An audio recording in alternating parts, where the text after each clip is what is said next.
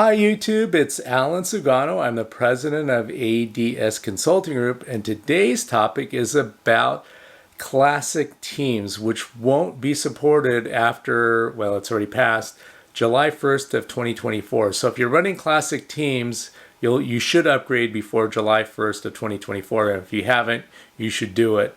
Where we ran into this is if you're running Teams on a terminal server that's running Windows 2016, Windows 2016 does not support the new version of Teams. So you need to upgrade the terminal server to Windows Server 2019 or 2022. We recommend actually going to 2022. We've noticed that 2022 is significantly faster than 2019, just FYI. So you'll need to run, we would recommend that you upgrade your terminal server to Windows Server 2022, and then you'll be able to run the new version of Teams.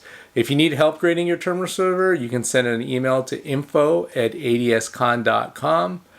We'd love to help you out.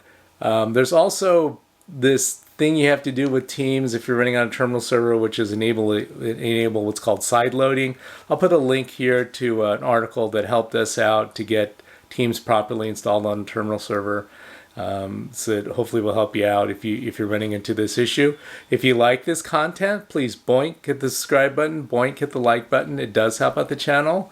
Upgrade your Teams and also upgrade your Windows Server 2016 terminal server. That's going to end of support, I believe, in October of next year anyway. So you probably need to do it anyway. So this might be the straw that forces you to upgrade, even though you're thinking about upgrading anyway.